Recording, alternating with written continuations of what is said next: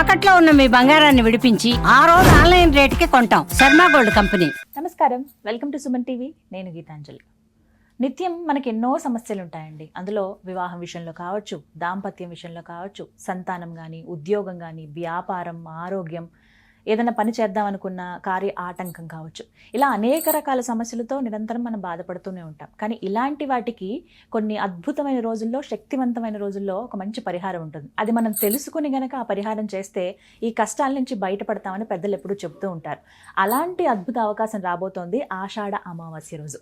చిన్న అంటే మనం ఒక క్షేత్రంలో గనక ఈ చిన్న క్రతువుగాని చేసుకుంటే ఈ కష్టాల నుంచి బయటపడే మార్గం అనేది మనకి ఇక్కడ దొరుకుతుంది అని. అంటే అప్పటికప్పుడు అన్ని అద్భుతాలు జరుగుతాయని కాదు, ఒక మార్గం అయితే మనకు దొరుకుతుంది అనేది ఎప్పుడు చెప్తూ ఉంటారు. అయితే ఇలా ఒక కార్యక్రమం గురించి మాట్లాడుతున్నప్పుడు ప్రముఖ జ్యోతిష్యులు బ్రహ్మశ్రీ నందిబట్ల శ్రీహరి శర్మ గురువు గారు నాతో వివరించారండి. అది మీ అందరికీ చెప్తే బాగుంటుందనే ఉద్దేశంతో ఈ కార్యక్రమం ఏర్పాటు చేస్తాం. వీడియోని పూర్తిగా మీరు వీక్షించండి, వివరాలు తెలుసుకుందాం, గురువు గారితో మాట్లాడదాం. గురుగారు నమస్కారం అండి. వాగర్థావివ సంపృక్తౌ వాగర్థ ప్రతిపత్తయే జగతః పితరౌ వందే పార్వతీ పరమేశ్వరౌ ఆదిత్యాయ చ సోమాయ మంగళాయ బుధాయ చ గురు శుక్ర శనిభ్యశ్చ రాహవే కేతవే నమః. శృంగేరి జగద్గురు పీఠాధిపతులకి, కంచి పీఠాధిపతులకి నమస్కారములు తెలియజేసుకుంటూ కార్యక్రమాన్ని ప్రారంభిద్దాం. గురుగారు విన్నారు కదండి, ఎన్ని ప్రాబ్లమ్స్. అంటే ఈ సమస్య అంటూ లేని వాళ్ళు ఉండరండి. ఎవరో ఒకరు ఏదో ఒక రకంగా డబ్బుల విషయమే కావచ్చు, లేకపోతే ఫ్యామిలీ ఇష్యూసే కానీ, పిల్లల విషయంలో ఇబ్బంది పడుతున్నామని కానీ, చదువు విషయంలో ఉన్నత విద్యలు చదువుకోవాలనుకున్నా, పర్టికులర్గా జాబ్స్లో పదోన్నతి పొందాలన్నా ఏదో ఒక ఆటంకం ఉంటూనే ఉంటుంది. వీటికి ప్రధాన కారణాలు ఏంటి అసలు? ముందుగా మాట్లాడదాం. మనము చరిత్రను బట్టే మన యొక్క వర్తమానం మనకనేది ఉంటుందమ్మా. ఒక 30-40 సంవత్సరాల కిందట ఇలాంటి సమస్యలతో ఎవరైనా కుటుంబ పెద్దలు బాధపడ్డారా? ఇలా చూశారు పెళ్లి సంబంధాలు, ఇలా పెళ్లిళ్ళు అయిపోయాయి. ఇలా ఎగ్జామ్స్ రాశారు, మంచి ఉద్యోగం లభించి సెట్ అయిపోయారు. కాంపిటీషన్ ఇప్పుడు ఉంది, అప్పుడు ఉంది.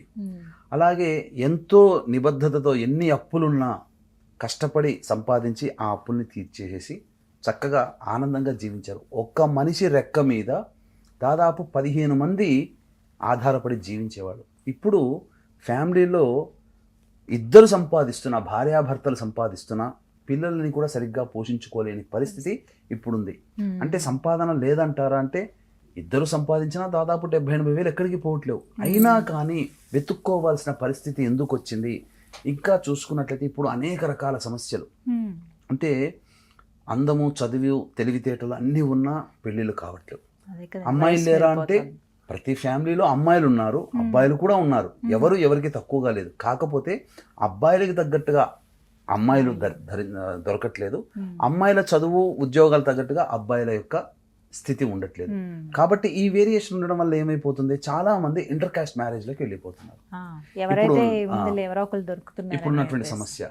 అంతేకాకుండా ఇంకా చెప్పాలి అని అంటే, వివాహం అయిన తర్వాత ఒకప్పుడు ఇంకా పిల్లల గురించి ఆలోచించేవాళ్ళు కారు.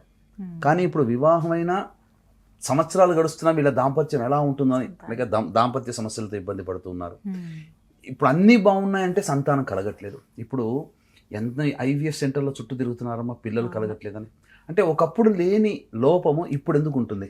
అంతేకాకుండా ఒకప్పుడుతో పోల్చుకుంటే ఇప్పటి జీవన విధానం చాలా తేలిగ్గా ఉంది, కానీ భరించలేకపోతున్నారు.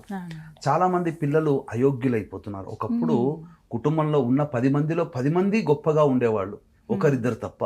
కానీ ఇప్పుడు ఇద్దరు పిల్లలు ఉన్న ఆ ఇద్దరు చెడు తిరుగులకి అలవాటైపోతున్నారు. ఎంతమంది తల్లులు వాపట్లేరు, నా బిడ్డ వినట్లేడు, నా బిడ్డ చెడు తిరుగులు తిరుగుతున్నాడు అని చెప్పిన మాట వినట్లేదని తల్లిదండ్రులు ఎంతమంది బాధపడుతున్నారు.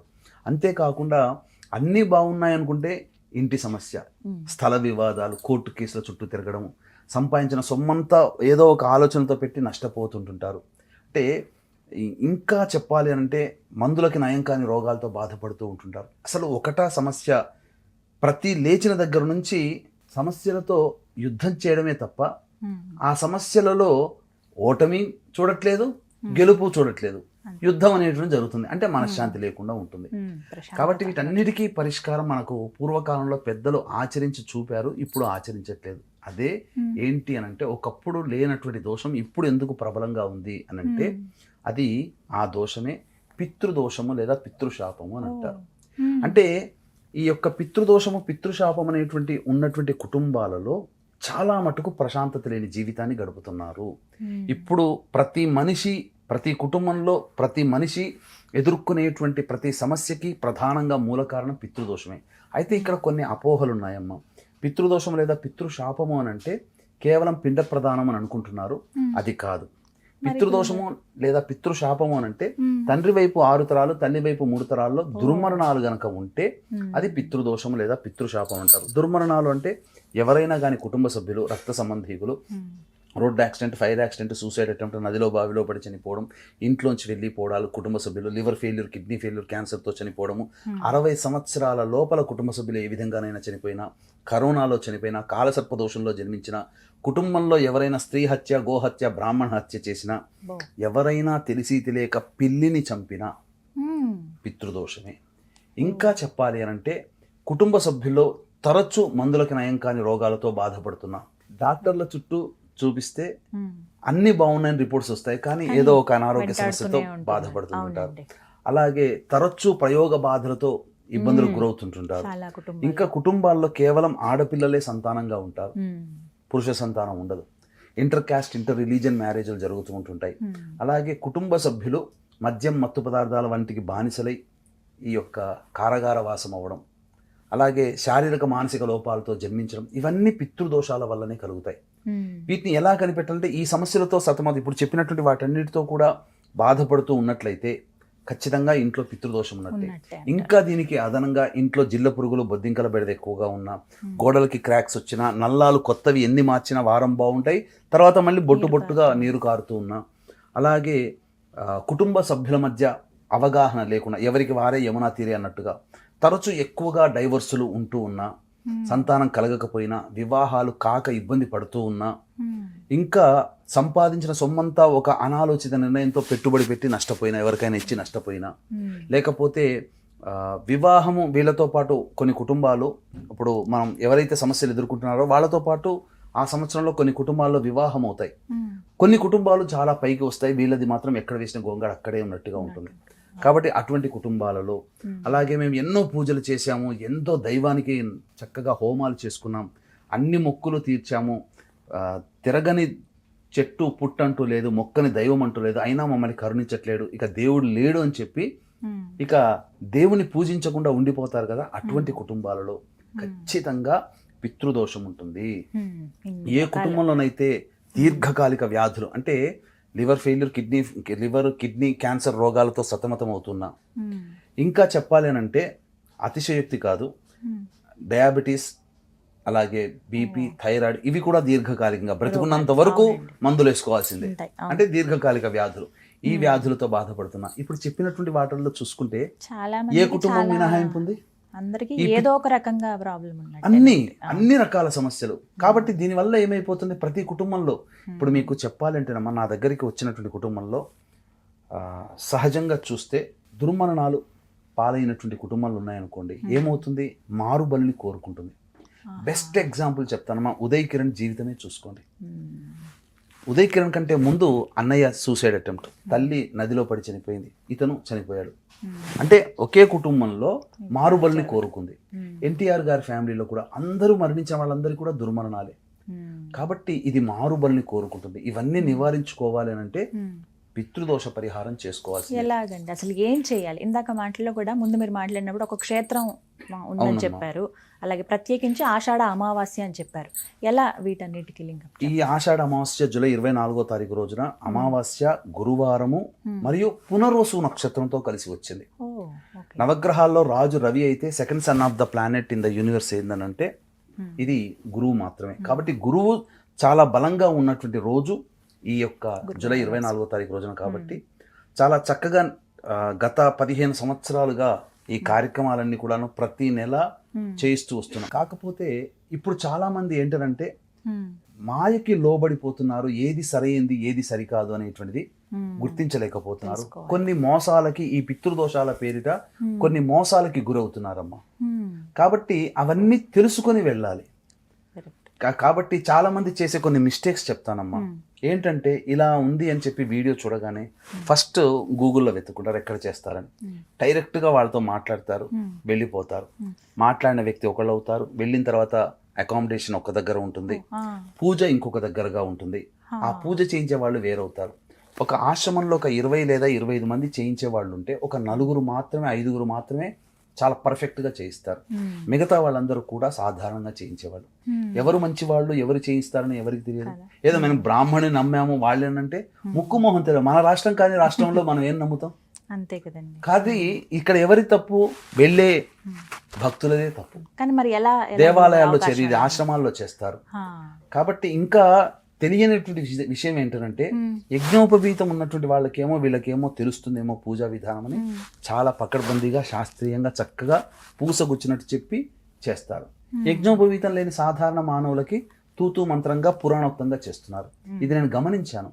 అందుకనే దీన్ని దృష్టిలో పెట్టుకునే దగ్గరుండి ఈ కార్యక్రమాలన్నీ కూడాను చేయించడం జరుగుతుందమ్మా. ఇంకొక తెలియని మోసం ఏంటంటే ఈ మధ్య ఇప్పుడు దీనికి డిమాండ్ పెరిగింది కాబట్టి డిమాండ్ ఎక్కువైనప్పుడు సప్లై తగ్గిపోతుంది, క్వాలిటీ కూడా తగ్గుతుంది. అందుకనే 4 గంటల్లో చేయాల్సినటువంటి పూజ, ఈ పూజ కావాలంటే 3 నుంచి 4 గంటలు పడుతుంది. అటువంటి పూజని కేవలం గంట లోపల చేయిస్తున్నారు. ఎలా చేయిస్తున్నారంటే ఇక్కడ కొంతమంది ఉన్న 27 నక్షత్రాల్లో కొన్ని నక్షత్రాల్లో పుడితేనే పితృదోషం అని చెప్పి భయపెట్టి తీసుకొని పోతున్నారు.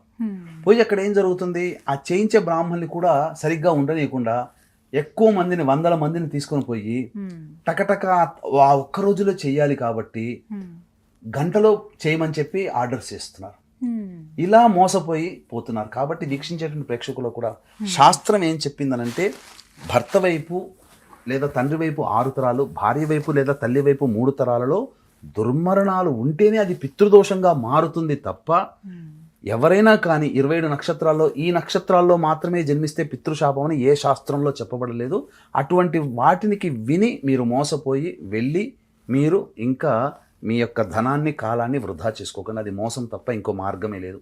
అందుకనే నిజాయితీగా చక్కగా గత 15 సంవత్సరాలుగా ఈ పూజా కార్యక్రమాలు చేస్తారు గురుగారు. ఇందులో ప్రధానంగా 3 నుంచి 4 గంటల పాటు ఉంటుందమ్మా. గణపతి పూజ, సంకల్పము, ప్రేత సంకల్పము, తర్వాత ఈ యొక్క మంటపారాధన, ప్రేత ఆవాహన, ప్రేత తర్పణము, త్రిపిండి శ్రాద్ధము, పంచసూక్త పారాయణము, తర్వాత ఈ యొక్క పంచదోష నివారణకి, పంచశాప నివృత్తికి తిలహోమాలు, మొత్తం 9 విధాలుగా జరుగుతుంది. ఎంత టైం పడుతుంది? దాదాపు 3 నుంచి 4 గంటలు పడుతుంది. దీని తర్వాత సముద్ర స్నానం, ఇదంతా జరగడానికి. కాబట్టి 23వ తారీఖు రోజున మనం బయలుదేరుతున్నాం.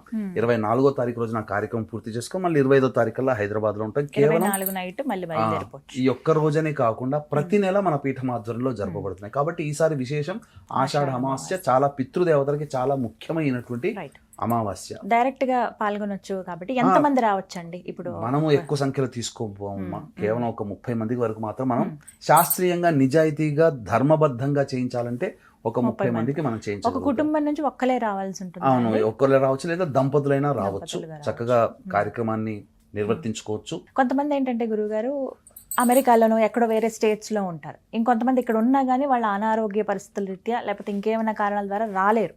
ఆషాఢ అమావాస్య ఆ రోజు కుదరదు. మరి వాళ్ళకి కూడా చేయిస్తారండి పూజలు? అంటే చాలా మంది మీరు అన్నట్టుగా బిజీ స్కెడ్యూల్లో ఉండి అనారోగ్య సమస్యలతో విదేశాలు ఉన్న వాళ్ళు రాలేరు.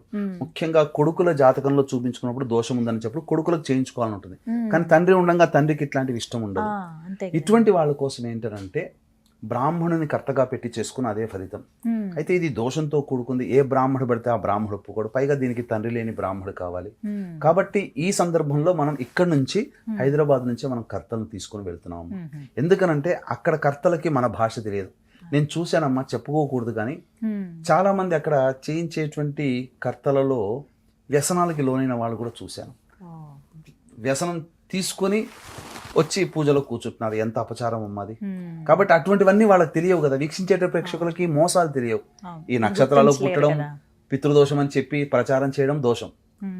ఈ వీడియో చూస్తేనే పితృదోషం ఉన్నట్టు అని చెప్పడం దోషం. ఇంకా అనేక రకాలుగా భయపెట్టి తీసుకుపోతున్నారు. అది తప్పమ్మ. అంతేకాకుండా కర్తగా పెట్టేటప్పుడు మంచి వాళ్ళని పెట్టుకోవాలి. ఇక్కడ చాలా మందికి తెలియని నాలెడ్జ్ ఏంటంటేనమ్మా, ఇక్కడ ఉండేటువంటి గోత్రనామాదులు ఈ ప్రాంతం వాళ్ళకే ఉంటాయి. భారతదేశంలో మిగతా ప్రాంతంలో ఎందుకు ఉంటాయి? ఉండవు. అక్కడ వేరే రాష్ట్రాల్లో వాళ్ళకి వేరే గోత్రాలు ఉంటాయి.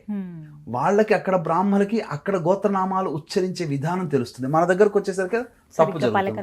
ఆ తప్పు అక్షర దోషము తప్పు జరిగితే అది దోషము. మ్మ్. కాబట్టి ఎవరు ఆ కూడా జాగ్రత్తలన్నీ మీరు అన్ని తీసుకుంటారు. జాగ్రత్తలు ఇవన్నీ తెలియవు చేయించే వాళ్ళకి. ఇప్పుడు ఏదో ఇంకొక దోషం ఏంటంటేనమ్మా, చాలా మంది అక్కడ చేసేటువంటిది బ్రాహ్మణుల్ని పెట్టరు. మ్మ్. ఇక్కడ పూజ చేసేటప్పుడు ప్రధానంగా మంటప ఆవాహన ఒక బ్రాహ్మణుడు చేస్తాడు.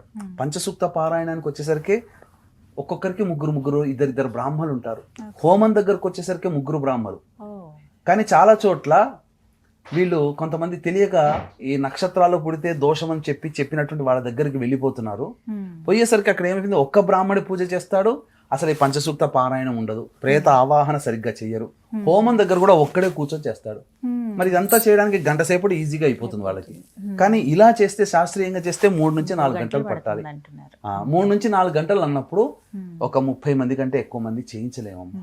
ఇప్పుడు 24 అండి అమావాస్య. అవునమ్మా. కాబట్టి 22వ తారీఖు లోపల నమోదు చేసుకోవాలి ఎవరైనా కానీ రాదలిచిన వాళ్ళు. చక్కగా ఈ కార్యక్రమం అయిన తర్వాత ఖచ్చితంగా 6 నెలల లోపల ఈ యొక్క సంకల్పం నెరవేరుతుంది. నా అనుభవంలో చూశాను, కొంతమందికి ఆస్తి తగాదాలు తీరిపోయాయి, కొంతమందికి పిల్లలు కలిగారు, కొంతమందికి వివాహం అయింది, కొంతమందికి విడిపోతాం అనుకున్నటువంటి వాళ్ళు మంచిగా ఉన్నారు. అన్నిటికంటే ముఖ్యంగా ఈ కార్యక్రమం జరిపించుకోవడం ద్వారా ప్రశాంతత లభిస్తుంది, కోల్పోయినటువంటివి మళ్ళీ తిరిగి పొందడం జరుగుతుంది. కాబట్టి మళ్ళీ చెప్తున్నాండి, పిండ ప్రదానము వేరు, పితృదోషము లేదా పితృశాపము వేరు. ఈ తేడాను గమనించాలి. తెలుసుకో. చక్కగా వివరించారు గురుగారు. నమస్కారం అండి. విన్నారు కదండి, గోకర్ణ క్షేత్రంలో పితృదేవతలకి వారికి సంతృప్తి చెందేలాగా శాస్త్రోక్తంగా పూజా కార్యక్రమాలు నిర్వహిస్తున్నారు గురువుగారు. ఎవరైతే పాల్గొనదలిచారో వారికి స్క్రీన్ పైన నెంబర్స్ ఇస్తాను, మీరు ఒకసారి కాల్ చేసి వివరాలు కనుక్కోండి. అలాగే ఎవరి పేరు మీద మీరు లేదండి మేము అంత దూరం రాలేము అనుకున్న వాళ్ళకు కూడా అవకాశం ఉంది. స్వయంగా మేము పాల్గొంటామన్న వాళ్ళు 22వ తారీఖు లోపలే గనక మీరు నమోదు చేయించుకుంటే, ఇలా మీరు వస్తారని చెప్తే కనుక దానికి తగ్గ ఏర్పాట్లన్నీ చేస్తారు. 23వ తారీఖున బయలుదేరుతారు, మళ్ళీ 25న యథావిధిగా మీ స్థానాలకు వెళ్ళిపోవచ్చు. ఆ దివ్యక్షేత్రం లో మన పితృదేవతలకి అక్కడ తర్పణాలు వదలటం కానీ, చేసేటువంటి పూజా కార్యక్రమాలు కానీ ఒక అదృష్టంగా భావించి మీరందరూ కూడా పాల్గొంటారని కోరుకుంటున్నాము. స్క్రీన్ మీద నెంబర్ ఇస్తున్నానండి, మరొకసారి డీటెయిల్గా చెప్తూ ఉన్నాను. నెంబర్కి మీరు కాల్ చేసి వివరాలు కనుక్కోండి. మిగతా డీటెయిల్స్ అన్నీ కూడా వారు మీకు క్లియర్గా ఎక్స్ప్లెయిన్ చేస్తారు. నమస్కారం.